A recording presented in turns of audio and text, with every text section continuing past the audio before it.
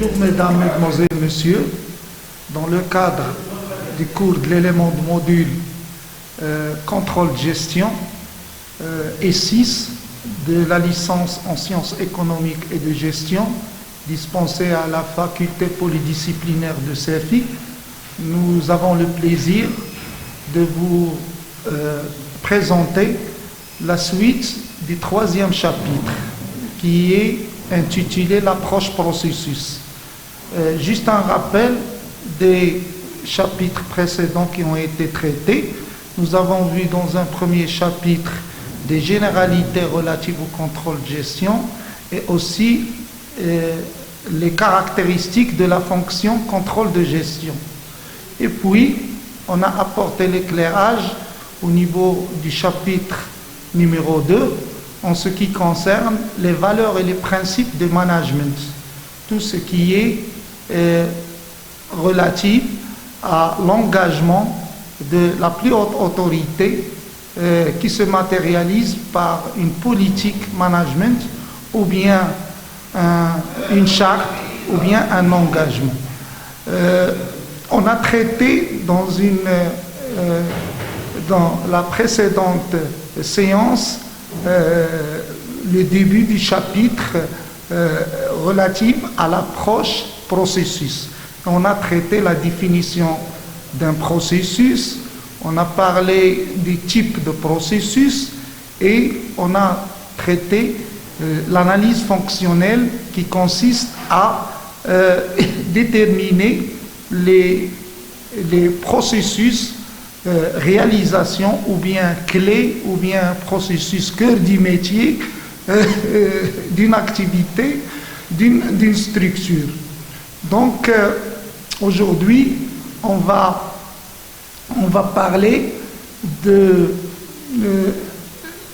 des éléments d'un processus. Les éléments d'un processus, de quoi constituer un processus. Donc dans un premier temps, il y a l'intitulé. L'intitulé, c'est le titre du processus. L'intitulé, c'est-à-dire le nom du processus. Par exemple, processus production ou bien processus découpage ou bien processus maintenance, ou bien on peut appeler processus qualité, ou bien un processus pilotage, comme exemple de processus de management. Et puis nous avons comme élément d'un processus, on doit citer les entrants ou les inputs, c'est-à-dire de quoi il a besoin le processus pour fonctionner. Et là, il faut distinguer entre les flux physiques,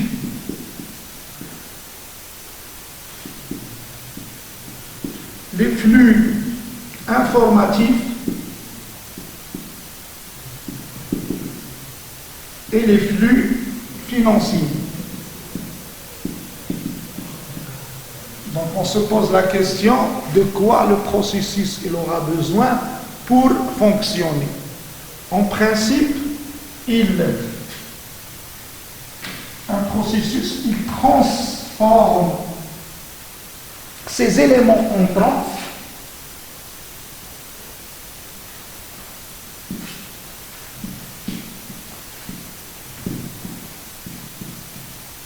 pour générer des éléments sortants. Ce sont aussi des flux physiques, des flux informatifs ou flux financiers. Je donne un exemple. Pour les flux physiques, pour une activité d'une minoterie par exemple, elle a comme flux physique pour un processus réalisation La matière première, c'est le blé. Nous pouvons avoir aussi comme flux physique les consommables. Ce sont les sacs, les fils et les différentes consommables de quoi nous aurons besoin pour produire un produit semi-fini ou bien un produit fini. Et puis nous avons comme flux informatif, c'est de l'information c'est de l'information dont elle aura besoin un processus pour être transformé. La raison d'être d'un processus, c'est la création de la valeur ajoutée. Donc je vais transformer ces éléments entrants pour à la fin créer de la valeur ajoutée d'un processus. C'est la raison d'être d'un processus. Si un processus ne crée pas de valeur ajoutée, il n'a pas de raison d'être.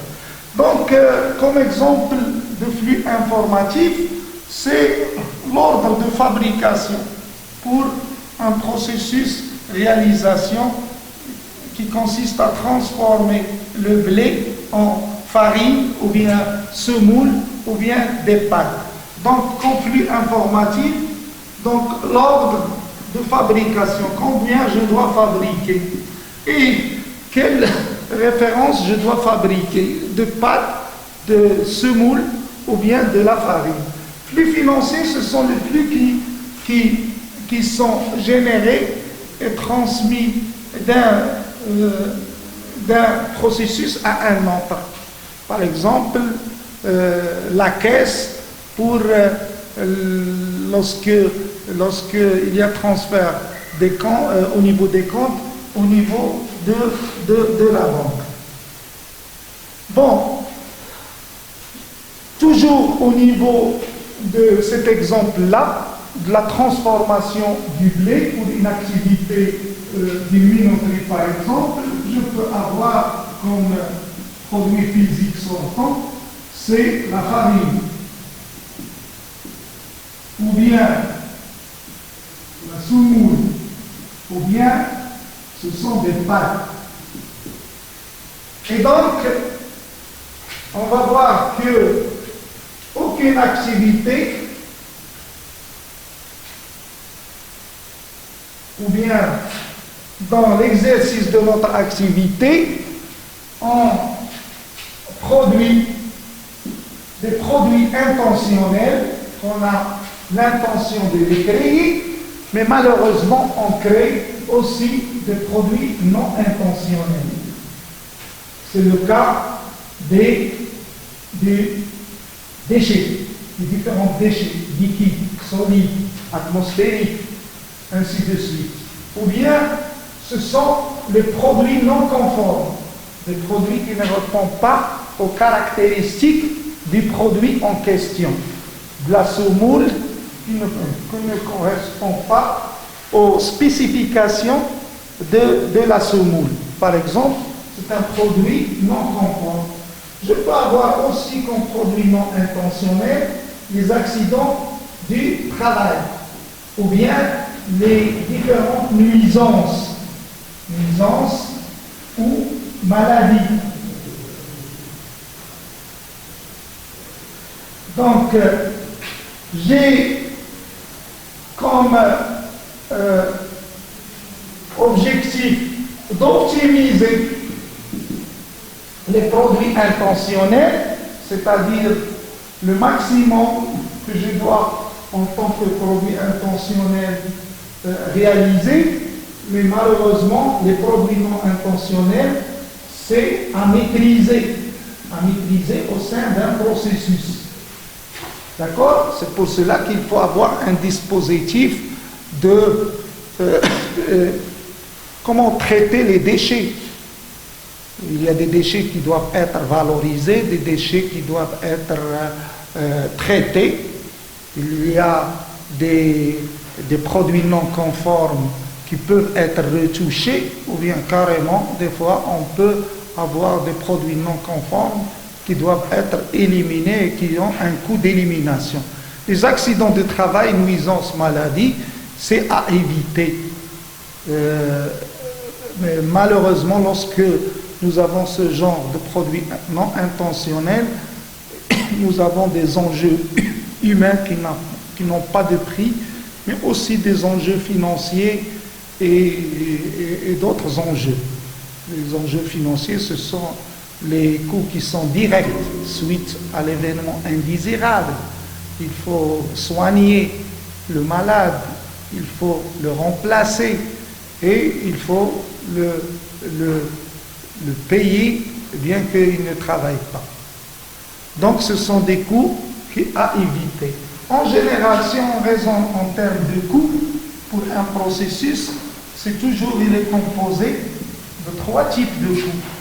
Il y a le coût d'entrée, c'est-à-dire je vais me poser la question combien ça me coûte ce processus pour son déroulement. Et puis il y a un coût de transformation, c'est-à-dire pour transformer ces éléments, ce flux des éléments entrants, combien ça me coûte cette transformation. C'est le coût du personnel, le coût de l'électricité, l'énergie, le coût des loyers du local où on transforme la matière, ainsi de suite, ou bien préparer un service. Il y a aussi le troisième et dernier type de coût, dont là, souvent on l'oublie, c'est le coût d'élimination. Pour un hôpital, lorsqu'il génère par exemple des déchets hospitaliers, comme les seringues usées, ou bien des parties d'organes, ou bien des pansements, le traitement adéquat, il doit être incinéré au sein d'un four adéquat. Ce four-là, il a un coût d'acquisition, et il faut amortir sur les années de durée d'utilisation de ce bien en question. Donc, c'est l'exemple de deux éléments du processus qui sont les éléments entrants et les éléments sortants. Et on a vu au niveau du premier élément, c'était l'intitulé, c'est-à-dire le titre. Donc, maintenant, autre élément du processus, ce sont les documents et les enregistrements associés au processus. Qu'est-ce que ça veut dire? C'est le système documentaire, les éléments du système documentaire qui concernent le processus. Le manuel, par exemple, de management, le manuel de la structure, il nous résume tout le fonctionnement du système. Nous avons aussi les procédures générales qui sont relatives à une fonction. Nous avons dans un troisième niveau les procédures opérationnelles qui consistent à expliquer le détail d'une seule tâche. Et nous avons en quatrième niveau de l'information documentée, c'est-à-dire l'enregistrement qui sert comme traçabilité de l'exécution d'une tâche. Et en dernier lieu, au niveau de la base, nous avons les documents externes. Je peux schématiser ces types de documents sous forme d'une pyramide.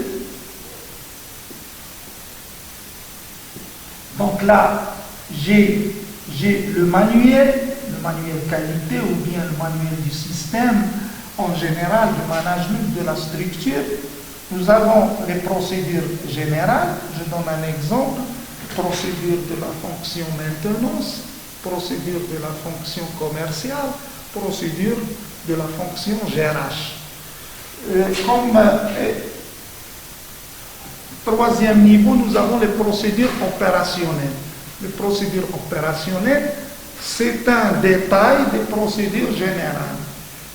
Si je prends l'exemple d'une procédure générale relative à la gestion des ressources humaines, par exemple une procédure opérationnelle, c'est une procédure opérationnelle relative à l'évaluation du personnel à la fin de l'année. où j'explique les critères, la méthodologie via laquelle j'évalue le personnel. Donc je ne vais pas la détailler au niveau d'une procédure générale qui est GRH. Mais je veux faire le lien entre la procédure générale et la procédure opérationnelle. Comme exemple de procédure opérationnelle aussi, le mode opératoire, comment il fonctionne une machine. Autre exemple, le plan de fabrication d'un produit. Par exemple, le plan de fabrication de la mayonnaise. Je peux avoir aussi comme procédure opérationnelle plan de contrôle et de surveillance, les différents niveaux d'exécution d'une tâche. Mais qu'est-ce que je contrôle? Les limites de tolérance, quelle méthode, avec quel instrument, ainsi de suite. Puis nous avons, en quatrième niveau, c'est de l'information documentée. L'information documentée, ce sont des formulaires, c'est de la documentation enregistrée. Évaluer une personne, il faut qu'on le matérialise par un document qui est renseigné. La personne X, il a été évalué l'année 2019 par exemple, et voilà ce qu'il a eu au niveau des différents éléments d'évaluation. Donc, et j'ai une trace pour évaluer, pour l'évaluation de cette personne-là. Donc, c'est de l'information documentée. La facture est une information documentée. La feuille de présence est une information documentée. Le bon de commande est une information documentée. Pardon. Et puis, dans un dernier temps, j'ai la documentation externe. La documentation externe, ce sont des documents qui sont élaborés par une partie prenante externe à la structure, mais que le processus en question doit tenir compte dans l'exercice de son activité. Exemple, le code du travail. Le code du travail est un document externe que l'ensemble des salariés ont l'obligation de le respecter. Le code général de l'impôt, là aussi c'est un exemple de document externe.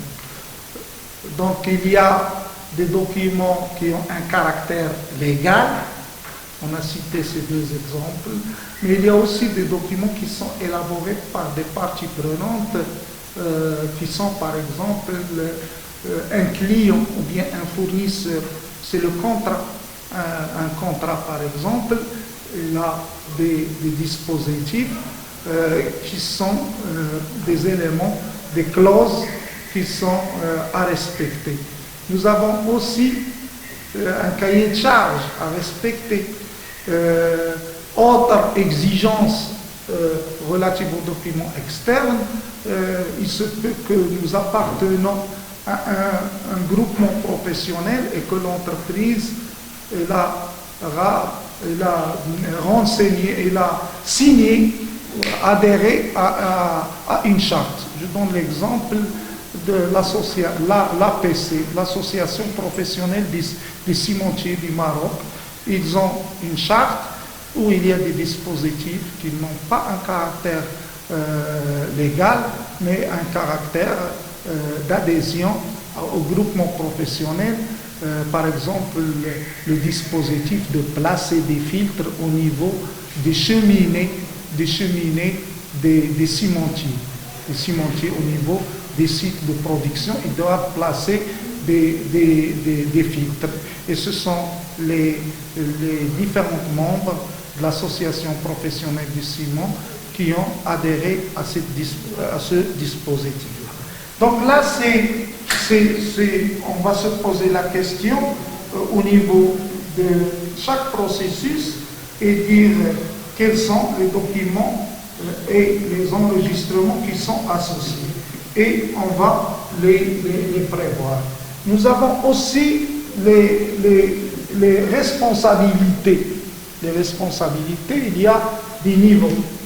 Donc, les responsabilités selon les niveaux. Donc, nous avons exemple, dans un site de production, nous avons le responsable du site, nous avons le responsable de production, nous avons le chef d'équipe, nous avons les découpeurs et les dégraisseurs, par exemple, pour des activités bien déterminées, on doit les citer. Aussi, nous devons citer les moyens et infrastructures qui sont relatifs au processus en question, les machines qui sont utilisées, les locaux, ainsi de suite. Et puis, nous avons, au niveau du processus, nous devons parler des moyens de surveillance et de mesurage. Moyens de surveillance et mesurage. Mesurage du processus. Donc, il y a ce qui est dispositif d'autocontrôle, il y a l'audit lui-même, c'est un moyen de surveillance, il y a les indicateurs de suivi et de performance et les objectifs qui sont fixés pour le processus en question. Et on va voir en détail au niveau du chapitre tableau de bord les objectifs et les indicateurs, comment ils sont élaborés, fixés, suivis et leur pertinence, ainsi de suite. Donc au niveau du processus, il doit y avoir des indicateurs de suivi de performance relatifs par exemple au coût ou relatifs à l'ordonnancement, c'est-à-dire le respect des délais et le volume, et il y a des indicateurs qui sont relatifs à la qualité. Je donne un exemple. Pour une fonction d'achat, un indicateur relatif au coût, c'est le respect du budget. Par exemple, un budget mensuel où on est par rapport à ce qui est fixé et ce qui est réalisé. Nous pouvons avoir aussi comme indicateur de suivi le respect des délais au niveau des achats. L'engagement des fournisseurs. Est-ce que les fournisseurs, ils fournissent le jour J où il a été convenu de livrer la marchandise qui est demandée. Nous avons aussi des indicateurs qui sont relatifs au volume. C'est le cas de combien de réceptions de marchandises j'ai reçues. Dans le cas, par exemple, d'un processus production, c'est le volume de production réalisé. Dans le cas d'un processus commercial, c'est le chiffre d'affaires réalisé. Quatrième type d'indicateur relatif au mesurage de performance d'un processus, c'est la question de la qualité. Le respect des limites de tolérance. J'ai acheté un produit, il y a des tolérances inférieures et d'autres supérieures. Est-ce que le produit il les respecte? Ou bien plus ou moins un pourcentage bien déterminé? Toujours au niveau des indicateurs relatifs à la qualité pour un processus, nous pouvons citer le cas du taux de satisfaction du client, le taux de réclamation interne qui sont relatifs à un processus, ainsi de suite. Donc voilà en général les éléments d'un processus. Il faut faire aussi attention au niveau des interfaces du processus, c'est-à-dire quels sont les clients du processus et quels sont les fournisseurs du processus. Donc on a vu au niveau de la cartographie des activités, il y a des processus qui sont clients, il y a des processus qui sont fournisseurs. L'activité de la fabrication des chips, par exemple, on a prévu au niveau de la cartographie des processus de réalisation. Le premier processus était l'approvisionnement en pommes de terre. Deuxième processus, le lavage de pommes de terre. Troisième processus, l'épluchage de pommes de terre. Quatrième processus, le découpage de pommes de terre. Cinquième processus, la cuisson des pommes de terre. Et puis, sixième processus, c'est la question de conditionnement du processus en question. Si nous prenons l'épluchage, par exemple, comme processus au niveau de la réalisation, et là comme processus fournisseur, le processus lavage, et là comme processus client, découpage. Donc il faut qu'on épluche la pomme de terre selon les consignes et les instructions qui sont citées au niveau de procédures opérationnelles pour avoir un produit qui est conforme pour qu'il soit cuit. Donc, la question du client-fournisseur, il relève du système en fonction au sein de l'entreprise en tant que système client-fournisseur, c'est-à-dire chaque processus, il reçoit des éléments d'un processus fournisseur et il fournit des processus pour un processus qui est client. On a oublié de parler ici d'un exemple de flux informatique au niveau du sortant. Donc on peut avoir, si on reste toujours dans l'exemple de la fabrication de semoule, par exemple, l'État, le volume de production pendant une durée bien déterminée, ou bien l'état de stock, par exemple, de produits PAC, par exemple. Flux financier, c'est-à-dire qu'est-ce qu'il reçoit comme montant d'un processus financier qui lui a fourni des éléments financiers. Dernier élément au niveau d'un processus, c'est qu'un processus n'est pas statique. Un processus est dynamique.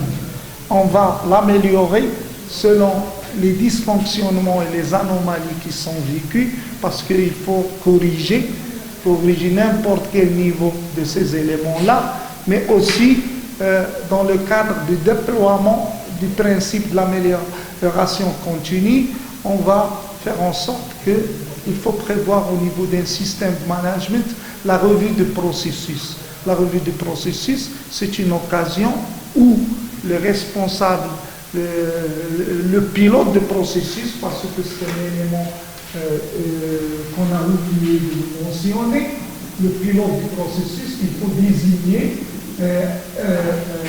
désigner une personne qui va s'en charger et s'occuper de l'élaboration, la mise en place et la surveillance du processus.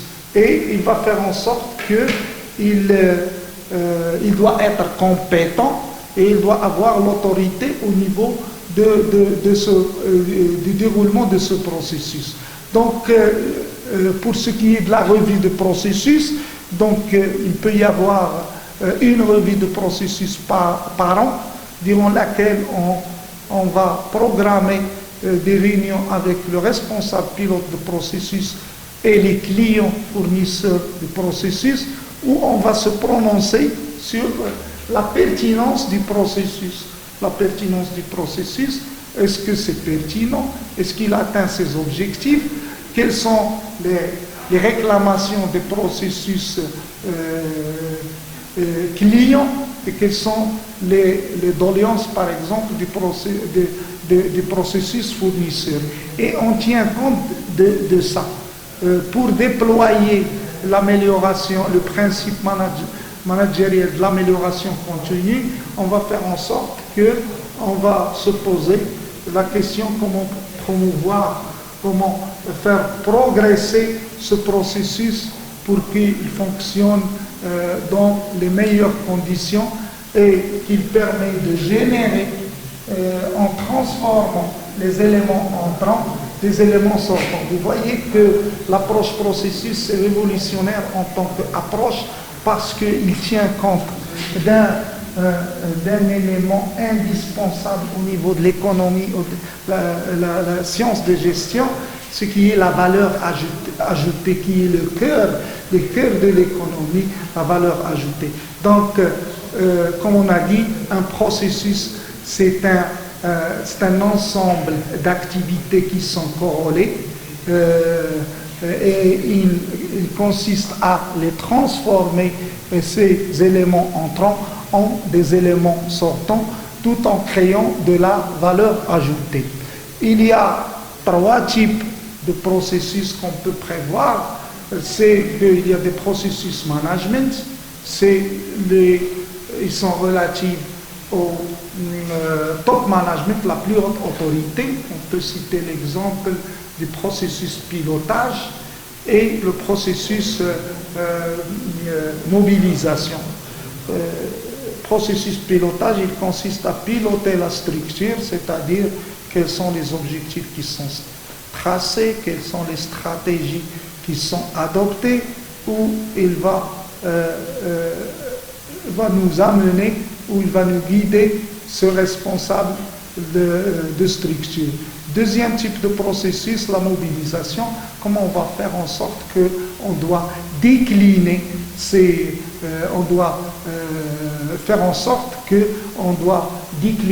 orientations en termes de décision pour déployer les moyens, pour mobiliser le personnel, ainsi de suite.